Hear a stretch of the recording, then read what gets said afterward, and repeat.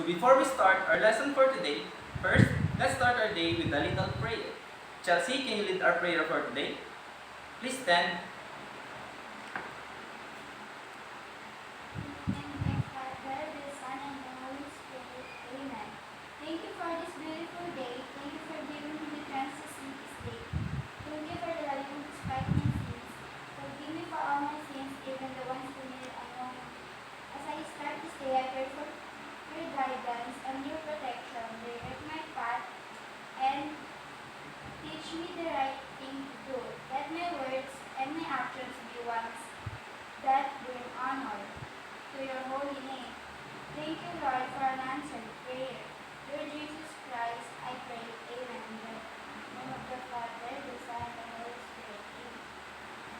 Okay, you may take your seat. Before we start, first let's have the attendance. Say present if I call your name. Alea, Present. Chelsea. Present.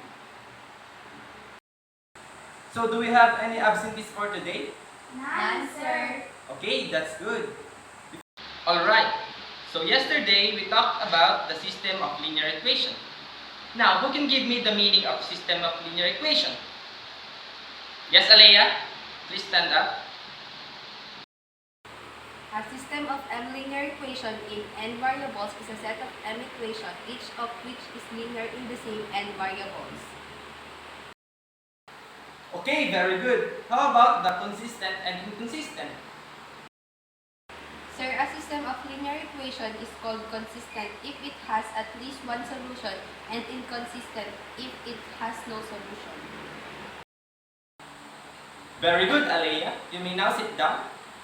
Do you still have any questions or things you want to clarify from our previous lessons? None, sir. Okay, class, now you can go to your respective group because we will be having a group activity. I'll be giving you a set of linear equation and try to solve it for 5 minutes. Okay, sir. Are you ready? Yes, sir. Here are the given. Your timer starts now.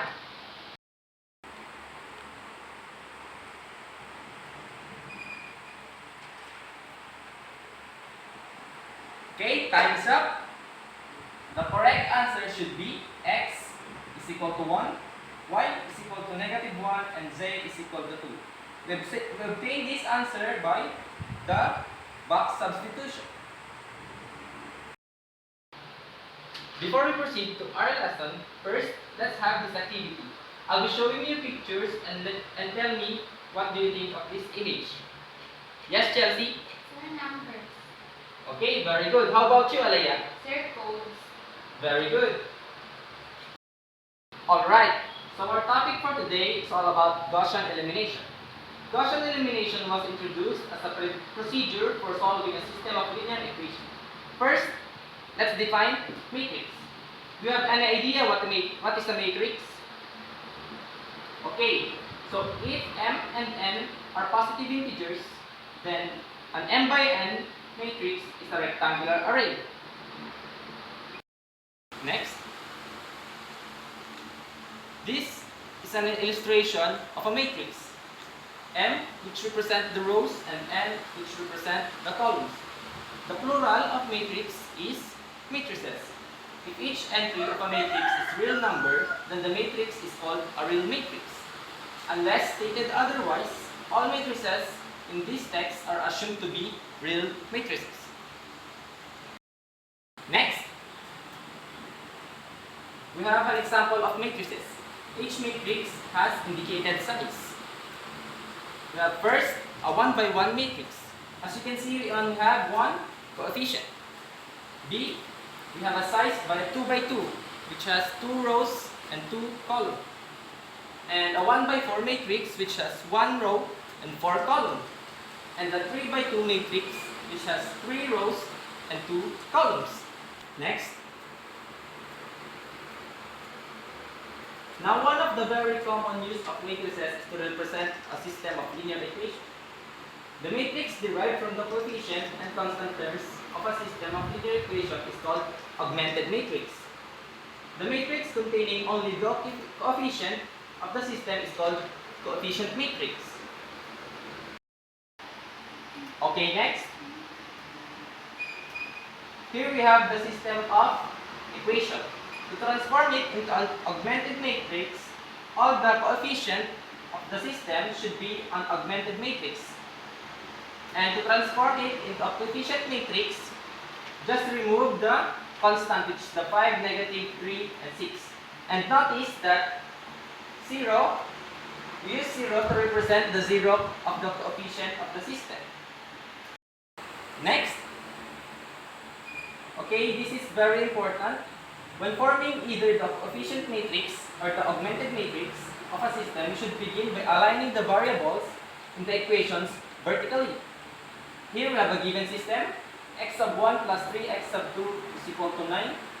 Second equation, negative x sub 2 plus 4x sub 3 is equal to negative 2. And third equation is x sub 1 negative 5x sub 3 is equal to 0. First, we align the variables. X sub 1 plus 3x sub 2 blank is equal to none, because we don't have an x sub 3 on the first equation. The second equation, we are missing the first variable. So we begin by negative x sub 2 plus 4x sub 3 is equal to negative 2. Then x sub 1, since we don't have the x sub 2, we go to negative x sub 3. 5x sub 3 is equal to 0. Our augmented matrix should look like this. 1, 3, 0, 9 for the first row. 0, 1, 0, negative 1, 4, negative 2 for the second row. And 1, 0, negative 5, 0 for the third row. As you can see, we use 0 to represent the 0 coefficient of the matrix. Okay, class, did you get it? Yes, sir. Next, we have elementary row operation. Alea, would you please read it? An elementary row operation on an augmented matrix produce a new augmented matrix corresponding to a new system of linear equation. Row matrices are said to be row equivalent if one can be obtained from the other by a finite sequence of elementary row operations. Okay, thank you. You may now sit. Next. We can also modify our matrix. First, we can interchange rows. Second, multiply a row by a non-zero constant. Third, add a multiple of a row to another row. For better understanding, I'll be providing you with examples.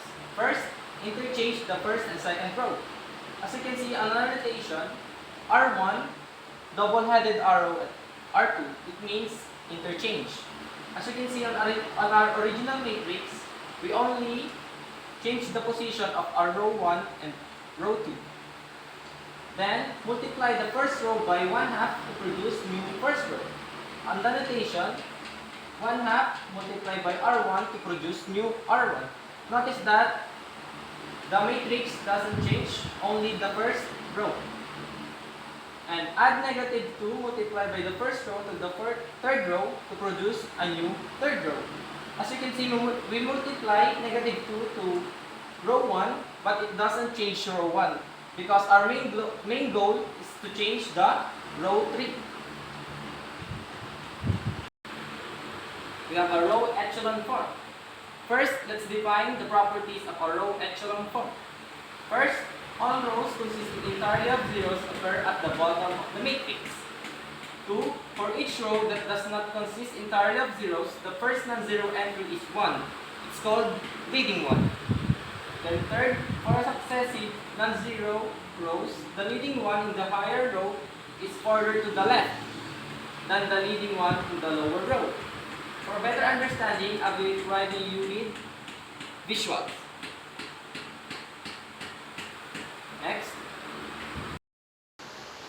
For example of row echelon form, we have here our matrix.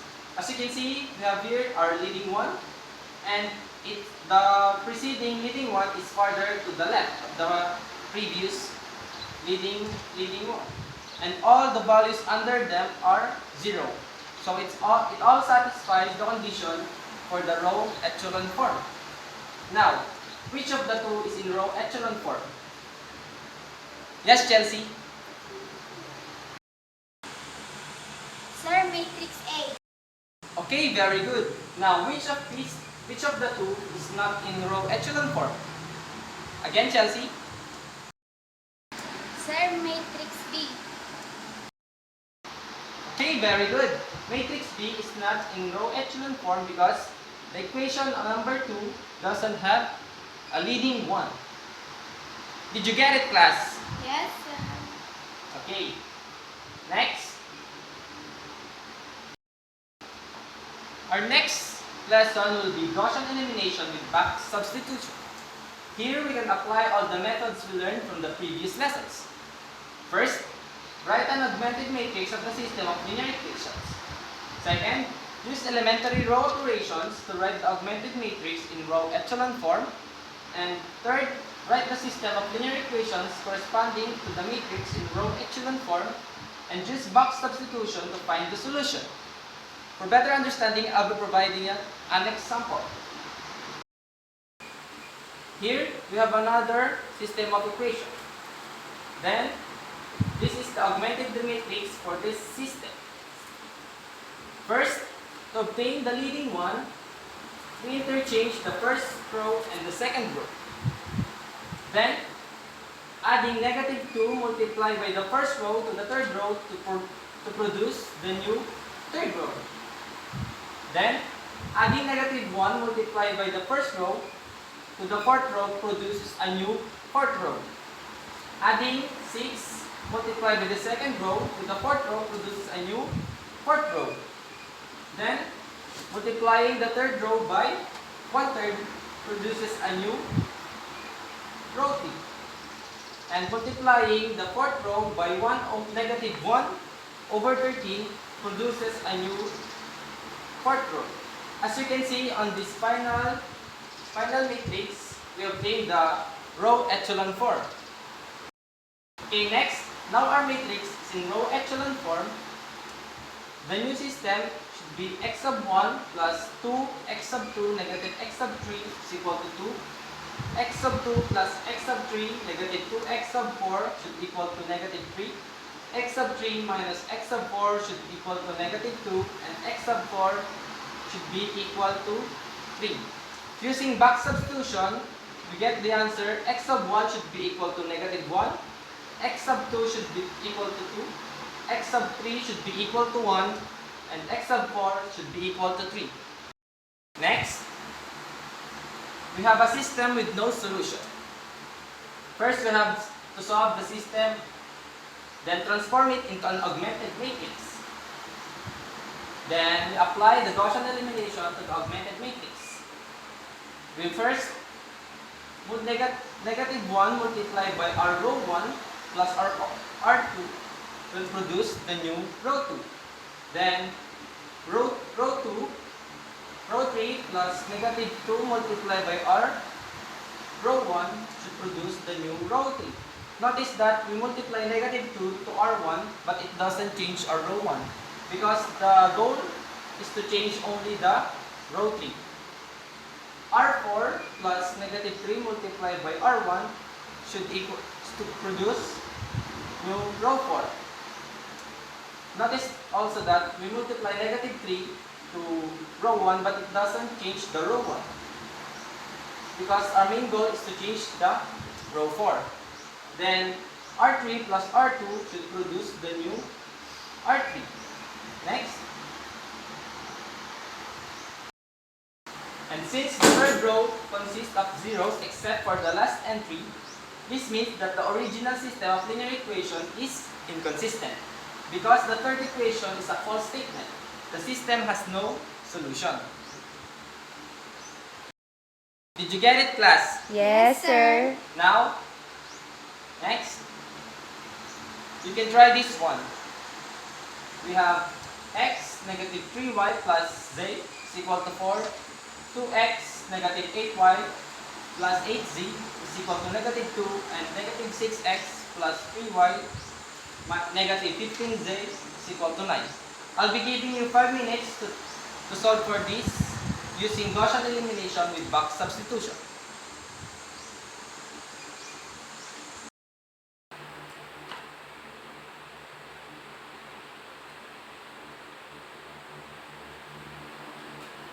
Okay, time's up. Alea, what is your answer? X equals to 3, y equals to negative 1, z equals to negative 2. Okay, you may now sit down. Very good. The answer of Alea is correct. X is equal to 3, y is equal to negative 1, and z is equal to negative 2. Okay, class, do you have any questions? None, sir. Did you understand our lesson for today? Yes, sir. Then let me ask you a question. What is Gaussian elimination?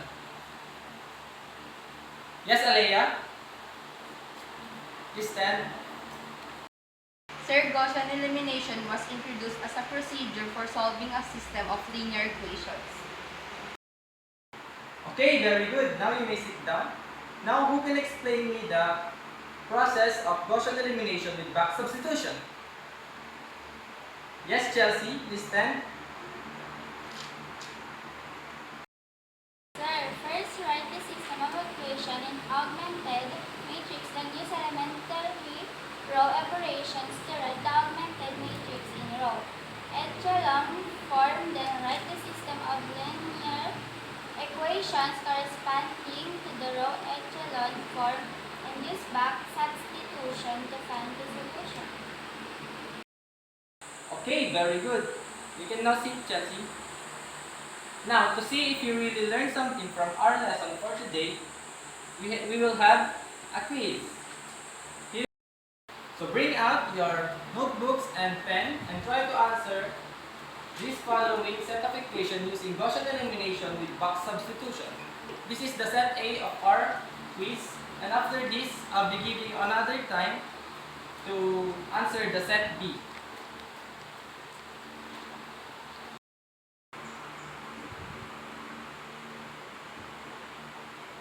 Okay, time's up.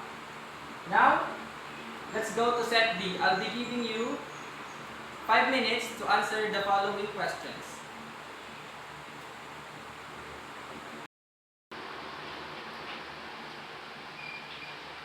Okay, time's up. Please pass your papers in front. Thank you. You may now sit.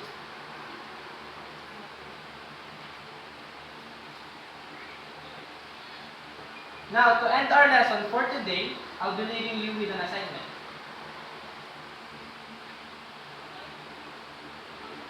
Find at least two or three system of equations, then solve it using Gaussian elimination with box substitution. This assignment will be passed tomorrow.